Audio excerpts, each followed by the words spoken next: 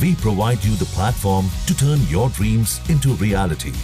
Give wings to your aspirations with KR Mangalam University.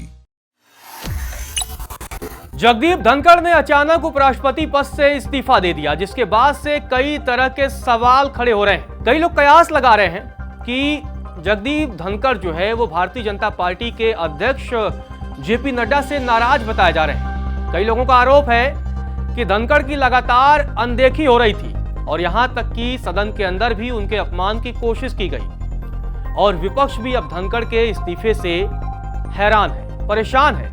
कल तक जो विपक्ष धनखड़ के खिलाफ अविश्वास प्रस्ताव ला रहा था, वही विपक्ष अब हैरान है कि आखिर ऐसा क्या हो गया कि धनखड़ ने इस्तीफा दे दिया। धनखड़ के इस्तीफे के बाद से कई तरह के गंभीर सवाल खड़े हो रहे हैं और ऐसे सवाल खड़े हो रहे हैं जो भारत की राजनीति के लिए बेहद महत्वपूर्ण है। आपको बता दें, जगदीप धनखड़ तीसरे ऐसे उपराष्ट्रपति हैं जो अपना कार्यकाल नहीं पूरा कर पाए हैं। लेकिन धनखड़ का इस्तीफा यूं ही हुआ, कोई स्वास्थ्य कारण था जैसा कि धनखड़ ने अपने इस्तीफे में हवाला दिया है, या इसके पीछे कोई गहरी साजिश या कोई बड़ा राजनीतिक दांव जिसको लेकर के अब चर्चाओं का बाजार गर्म हो गया है। क्योंकि जो धनखड़ का व्यक्तित्व रहा है वो बेबाक बयान, बेबाकी उनके खून में रही है और किसी भी मुद्दे पर बोलने से वो हिचकते नहीं, बेहद शालीन रहने वाले, लेकिन जब बात आती तो बात बहुत क्लियर करते थे। और ऐसे में कल जब मॉनसून सेशन की शुरुआत हुई और उसके पहले ही दिन उपराष्ट्रपति और राज्यसभा के चेयरमैन भी थे, उनका इस तरीके से इस्तीफा दे देना कई बड़े और कई गंभीर सवालों को जो है वो जन्म दे रहा है। दरअसल कल बिजनेस एडवाइजरी कमेटी की बैठक हुई और खबर यह सामने आई है कि जगदीप धनखड़ नहीं चाहते थे कि बैठक सोमवार को हो, धनखड़ चाहते थे कि बैठक मंगलवार को हो। लेकिन खबर यह भी है कि बैठक हुई और उस बैठक का कोई नतीजा नहीं निकला। 2 बार बैठक हुई, पहली बैठक 12 बजे हुई और दूसरी बैठक 4:30 बजे।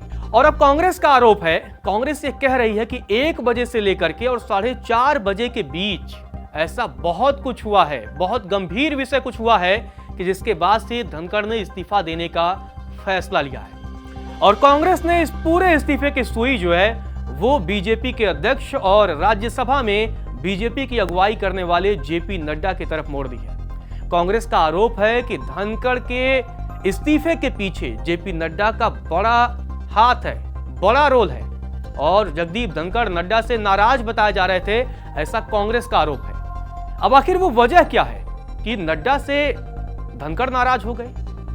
ये बड़ा गंभीर सवाल खड़ा हो रहा है। दरअसल कांग्रेस की तरफ से एक सांसद हैं सुखदेव भगत, उन्होंने ये आरोप लगाया, उन्होंने ये दावा किया कि धनखड़ नहीं चाहते थे कि बैठक सोमवार को हो, धनखड़ चाहते थे बैठक मंगलवार को हो, लेकिन दबाव बनाया गया बैठक के लिए। उस बैठक का कोई नतीजा भी नहीं निकला। और जो सबसे बड़ी बात, ये जो 4:30 बजे की बैठक हुई है, कांग्रेस के मुताबिक उस बैठक में नड्डा और किरण रिजिजू जो कि संसदीय कार्य मंत्री हैं, दोनों नहीं आए। बीएससी की बैठक थी और बड़ी महत्वपूर्ण बैठक मानी जा रही थी। इस बैठक में संसद की जो भी चर्चाएं होनी हैं उसकी पूरी लिस्टिंग करनी थी, क्या क्या मसले होंगे, उन सब मसलों पर कितने घंटे का डिबेट होगा, कितने पर चर्चा होगी और कब ये सारी चर्चाएं होंगी, इस कमेटी की बैठक में फैसला लिया जाना था। लेकिन देर शाम होते ही इस्तीफा आता है और ये इस्तीफा बहुत चौंकाने वाला इस्तीफा होता है। कांग्रेस की तरफ से यह कहा गया कि बैठक में उपराष्ट्रपति जगदीप धनखड़ पहले पहुंच गए थे। हालांकि वो बैठक नहीं चाहते थे, लेकिन तय समय पर पहुंच गए और लंबे वक्त तक वो नड्डा और रिजिजू का इंतजार करते रहे, जिससे उन्हें बहुत जो है बुरा लगा। अंदर ही अंदर वो नाराज बताए जाने लगे और इसके बाद ही कुछ ऐसा हुआ है जिसके बाद ये पूरी कहानी जो इस्तीफे की है, जो पूरी इनसाइड स्टोरी है, वो रची गई। और ये बड़ा गंभीर जो है वो मसला है।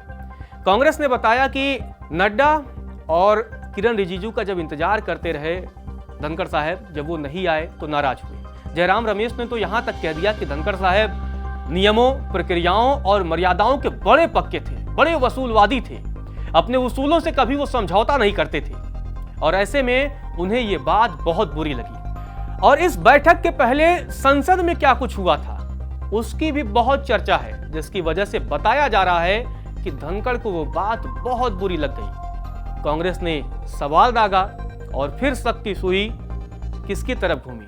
जेपी नड्डा की तरफ। कांग्रेस ने आरोप लगाया कि कल जब बहस हो रही थी राज्यसभा में, जब धनखड़ चेयर पर बैठे थे, राज्यसभा को लीड कर रहे थे सभापति के तौर पर, एक तरफ मल्लिकार्जुन खड़गे और दूसरी तरफ जेपी नड्डा थे। दोनों के बीच पहलगाम आतंकी हमले, ऑपरेशन सिंदूर और सीज फायर को लेकर आरोप प्रत्यारोप हो रहे थे। इसी दौरान नड्डा खड़े होते हैं और उन्होंने सीधे कह दिया, रिकॉर्ड में सिर्फ मेरी बात जाएगी, मेरे शब्द जाएंगे।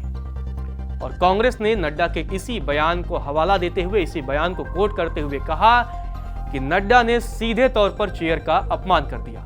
अब बताया जा रहा है कि जब नड्डा ने इस तरीके से बयान दिया तो उस बयान के बाद जगदीप धनखड़ को बहुत बुरा लगा और उन्हें ये अफसोस होने लगा कि वो इतने बड़े और संवैधानिक पद पर हैं, उपराष्ट्रपति के पद पर हैं, और इस तरीके से कोई नेता सदन में ये बात कैसे बोल सकता है। कांग्रेस ने ये आरोप लगाए और एक बार फिर से उस बैठक की ही चर्चा करते हैं, उस बीएसी के बैठक की चर्चा करते हैं, क्योंकि उपराष्ट्रपति उस बैठक में पहुंच जाते हैं, मंत्रियों का इंतजार करते हैं, लेकिन दोनों मंत्री नहीं पहुंचते हैं। अपने आप में ये बड़ी हैरान करने वाली बात है। खैर, नड्डा पर ये जब तमाम आरोप लगे तो सफाई भी सामने आई और सफाई आई, उन्होंने कहा कि कुछ महत्वपूर्ण संसदीय कामों में बिजी हो गया था, उसकी वजह से उस बैठक में शामिल नहीं हो पाया। और सफाई उस बयान पर भी आई जो उन्होंने राज्यसभा में दिया था। उन्होंने कहा कि मेरा मतलब वो नहीं था, मैंने विपक्ष को चुप कराने के लिए, विपक्ष के हमले का जवाब देने के लिए और विपक्ष को संबोधित करते हुए बोला था कि सिर्फ मेरे शब्द रिकॉर्ड में जाएंगे। ये विपक्ष को संबोधित करते हुए बोला था, ना कि चेयर को। लेकिन खैर, अब मामला हाथ से निकल चुका है और बहुत तरह की चर्चाएं शुरू हो चुकी हैं। अब इन चर्चाओं के बीच एक और बड़ा और गंभीर सवाल है जो उपराष्ट्रपति ने अपने इस्तीफे में जिस बात का जिक्र किया है। इस्तीफे में उन्होंने जिक्र अपने स्वास्थ्य कारणों का किया है। आखिर स्वास्थ्य कारण ऐसे क्या हो सकते हैं?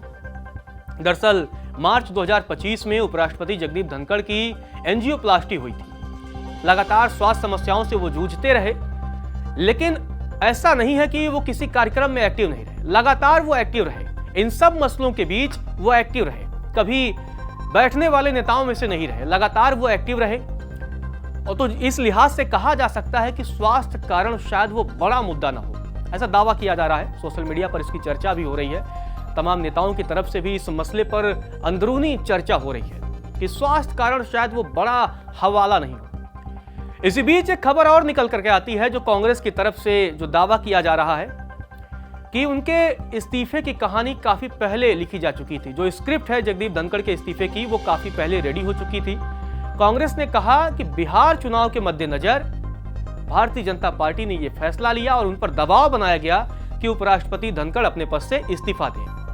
तो आखिर बिहार चुनाव का क्या कनेक्शन है? दरअसल कांग्रेस का यह आरोप है कि भारतीय जनता पार्टी हर फैसला चुनाव के मद्देनजर लेती है और बिहार में इस साल विधानसभा चुनाव होने वाले हैं। ऐसे में भारतीय जनता पार्टी राज्यसभा के उपसभापति हरिवंश, जो कि बिहार से आते हैं और जेडीयू के लीडर हैं, उन्हें उपराष्ट्रपति बना करके बिहार चुनाव से पहले भारतीय जनता पार्टी बड़ा मैसेज देना चाहती है, जैसा कि कांग्रेस की तरफ से आरोप लगाया गया। अब खैर, इन आरोपों में कितना दम है ये तो वक्त बताएगा। लेकिन अब एक और मसले की तरफ आते हैं। धनखड़ ने इस्तीफा दिया, इस्तीफे के बाद अब वो राज्यसभा नहीं आएंगे, जो सूत्रों के हवाले से खबर सामने आ रही है, और बताया जा रहा है कि वो अपना विदाई भाषण भी नहीं देंगे, जो सूत्रों के हवाले से खबर सामने आई है। तो अपने आप में यह भी बड़ा सवाल उठता है कि इस्तीफे की इतनी जल्दी तो थी ही, ठीक है आपने इस्तीफा दे दिया, लेकिन विदाई भाषण होना चाहिए था। यह अपने आप में एक बड़ा सवाल जो है वो खड़ा हो रहा है। राज्यसभा में आना चाहिए था। हालांकि उपराष्ट्रपति ने सोशल मीडिया पर ही पक्ष और विपक्ष दोनों का धन्यवाद दिया, राष्ट्रपति को भी धन्यवाद दिया, लेकिन अब वो राज्यसभा नहीं आएंगे। जिस राज्यसभा में लगभग 3 सालों तक चेयर पर बैठकर उन्होंने उस पद की गरिमा बढ़ाई, अब उसी राज्यसभा में धनखड़ नहीं आएंगे। जिस सदन में पक्ष और विपक्ष दोनों को उन्होंने बोलने का मौका दिया, अब उसी सदन को वो संबोधित नहीं करेंगे। जी हां, ये बड़ी खबर सामने आ रही है। तो आखिर इसके पीछे बड़ी वजह क्या हो सकती है? क्या कोई वास्तव में नाराजगी है, जैसा कि कांग्रेस आरोप लगा रही है? और क्या सचमुच अनदेखी हो रही थी जगदीप धनखड़ की, जिससे जगदीप धनखड़ नाराज बताए जा रहे हैं। अब वो नाराज है या नहीं, ये तो खुद धनखड़ ही इस बात का खुलासा कर पाएंगे, क्योंकि धनखड़ ही वो व्यक्ति हैं जिनके सामने आने के बाद से ही इस इस्तीफे की असली कहानी सामने आएगी। और जब धनखड़ आएंगे तो विश्वास मानिए कि वो शायद इस मुद्दे पर चुप रहे, क्योंकि अपने बेबाक बयानों के लिए धनखड़ जाने जाते रहे। अपने कार्यकाल के दौरान उन्होंने हर मुद्दे पर बिना किसी भय के, बिना किसी डर के और बिना किसी संकोच के उन्होंने टिप्पणी की। सुप्रीम कोर्ट में भ्रष्टाचार का मुद्दा उठाया, जजों के भ्रष्टाचार का मुद्दा उठाया, कॉलेजियम को लेकर भी सवाल उठाए। बहुत सारे मसलों पर धनखड़ लगातार बोलते रहे, क्योंकि बेबाकी उनके खून में है और वो पीछे दबने वाले लोगों में से नहीं है। तो ऐसे में इस इस्तीफे की असली इनसाइड स्टोरी तभी सामने आ पाएगी जब धनखड़ सामने आए। अब यह देखना दिलचस्प होगा कि धनखड़ सामने कब आते हैं, क्योंकि अब राज्यसभा तो वो जा नहीं रहे हैं और अपना अंतिम भाषण, विदाई भाषण भी वो देंगे नहीं। तो वो सच कब सामने आएगा, ये देखना दिलचस्प होगा। लेकिन एक बात तो तय है कि इस इस्तीफे ने बहुत सारी चीजों को, बहुत सारी संभावनाओं को जन्म दे दिया है, बहुत सारे सवालों को जन्म दे दिया है। और सवाल तब तक उठते रहेंगे जब तक इसकी पूरी कहानी सामने नहीं आ जाती है। कांग्रेस तो आरोप लगा रही है कि उनकी अनदेखी हो रही थी, नड्डा ने अपमानित किया। एक और जो है कहानी गढ़ी जा रही है कि बिहार चुनाव के मद्देनजर इससे पहले उनका इस्तीफा करा लिया गया और हरिवंश जी को जो है वो उपराष्ट्रपति बना दिया जाएगा। ये सब तो तमाम कयासों के कयासबाजी का दौर है, लेकिन असली सच्चाई तभी आएगी जब धनखड़ सामने आएंगे। लेकिन एक बात तो तय है कि इस तरीके के इस्तीफे जो है उसके मायने बहुत अहम होते हैं, और इस तरीके के इस्तीफे कई बार राजनीतिक गलियारों में कई इतने बड़े सवालों को जन्म दे देते हैं जिनके जवाब शायद वर्षों लग जाते हैं मिलने, या कई बार नहीं भी मिल पाते हैं। और आखिर वो बैठक की बात अगर मान ली जाए, अगर उस बैठक में उपराष्ट्रपति धनखड़ पहुंच गए थे तो मंत्रियों का नहीं आना भी बड़ा सवाल है। और सवाल यह भी आएगा कि ऐसे वो कौन से महत्वपूर्ण संसदीय कार्य थे कि आप उस बैठक में नहीं गए और उपराष्ट्रपति आपका इंतजार करते रहे।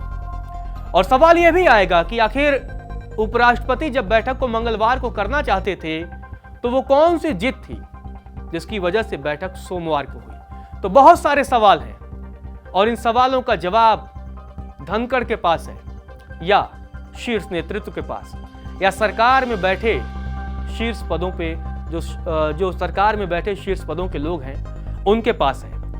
अब इन सवालों के असली जवाब कब सामने आते हैं ये देखना दिलचस्प होगा। अब ये अपने आप में बड़ी कहानी है, इसकी पूरी कहानी उम्मीद है जल्दी आएगी। फिलहाल के लिए इस वीडियो में इतना ही। उम्मीद है ये वीडियो आपको पसंद आई होगी।